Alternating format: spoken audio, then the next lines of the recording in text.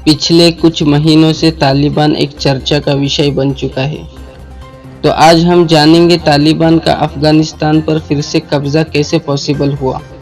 हाल ही में हमने social media TV पर ये बोलते हुए सुना है कि तालिबान ने अफगानिस्तान पर लगभग कब्जा कर लिया है और अफगानिस्तान फोर्सेस ने सरेंडर कर दिया है।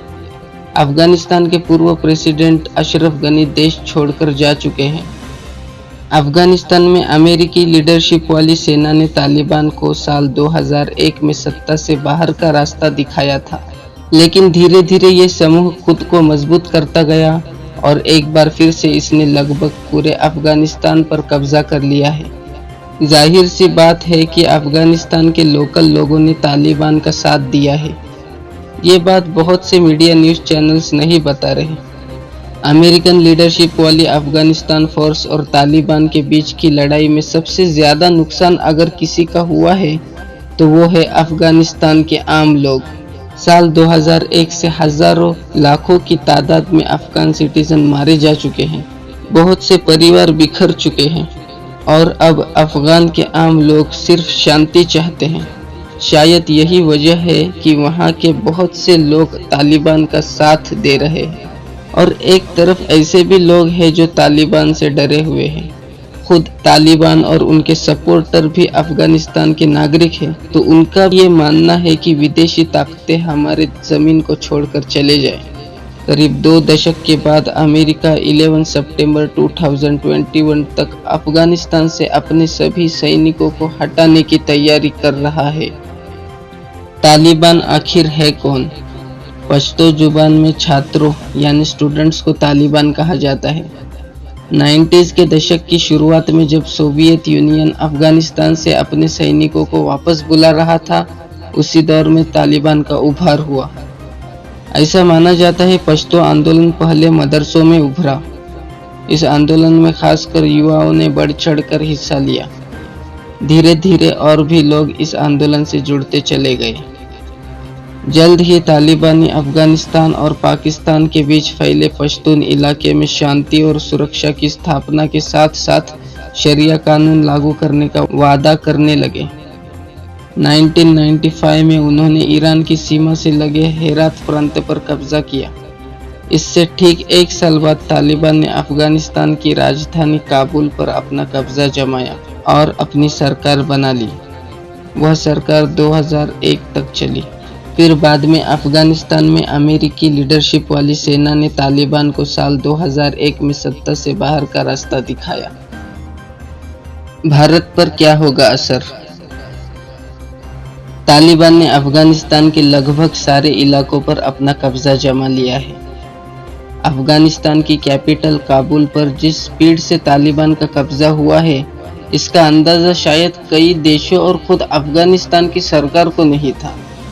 नहीं तो एक दिन पहले अफगानिस्तान के फॉर्मर प्रेसिडेंट अशरफ गनी अपने देशवासियों को वीडियो संदेश से एड्रेस करके अगले दिन देश छोड़कर नहीं जाते और ना ही अमेरिका इमीडिएट सिचुएशन में अपने एम्बेसी को बंद कर लोगों को आनन फानन में यूं निकालता।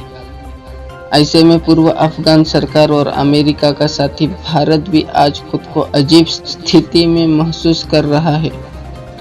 भारत फिलहाल अपने लोगों को काबुल से निकालने में लगा हुआ है।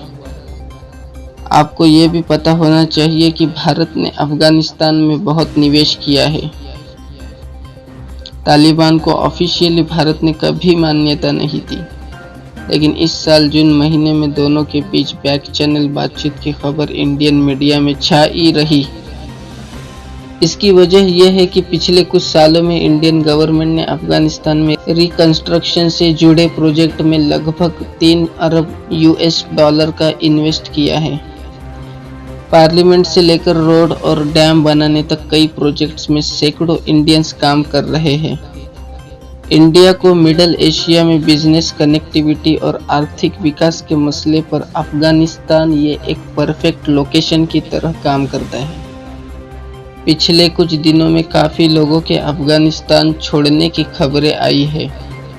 किसे पता था कि 2 महीने में सब कुछ इतनी तेज़ी से बदल जाएगा। इंडिया आगे क्या करे? अब तालिबान का काबुल पर कब्जा हो गया है। ऐसे में इंडियन गवर्नमेंट के पास दो ही रास्ते हैं। या तो इंडिया अपने हितों को साधने के लिए तालिबान से बातचीत करे ताकि अफगानिस्तान के डेवलपमेंट के लिए इंडिया आगे भी काम करता रहे, या फिर इंडिया ने जो ढेर सारा पैसा प्रोजेक्ट्स में लगाया है उसे बंद कर दे, जिससे इंडिया की सारी मेहनत खराब हो जाएगी। आज की सिचुएशन में इंडिया की प्रायोरिटी अपने नागरिकों को अफगानिस्तान से सुरक्षित निकालने की होगी। उसके बाद इंडिया देखेगा कि तालिबान का रवैया आने वाले दिनों में कैसा है। पड़ोसी देश में जब भी गवर्नमेंट्स चेंज होती है तो इंडिया उनसे बातचीत करता है। अफगानिस्तान में भी इंडिया वैसा कर सकता है, लेकिन सही वक्त आने पर। तालिबान से बातचीत करने के लिए इंडिया रशिया की मदद ले सकता है ताकि इंडिया के हितों की सुरक्षा अफगानिस्तान में हो सके। तालिबान के रवैये में बदलाव। हाल के दिनों में तालिबान ने इंडिया विरोधी कोई भी बयान नहीं दिया है और तालिबान ने अफगानिस्तान के डेवलपमेंट में इंडिया के रोल को कभी गलत नहीं कहा है। तालिबान के प्रवक्ता सुहेल शाहीन का कहना है कि तालिबान ने अपने मुजाहिदीन को ऑर्डर दिया है कि बिना परमिशन के किसी के घर में प्रवेश न करे और किसी के लाइफ, प्रॉपर्टी और सम्मान को ठेस न पहुंचाया जाए। ऐसे में बहुत मुमकिन है कि तालिबान 2.0 पहले से अलग हो। इंडिया ने यूनाइटेड नेशन सिक्योरिटी काउंसिल यानी यूएनएससी में क्या कहा?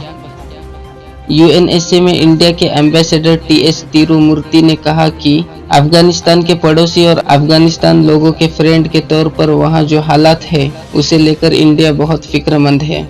इंडिया ने उम्मीद जताई है कि अफगानिस्तान में हालात जल्द ही स्थिर होंगे।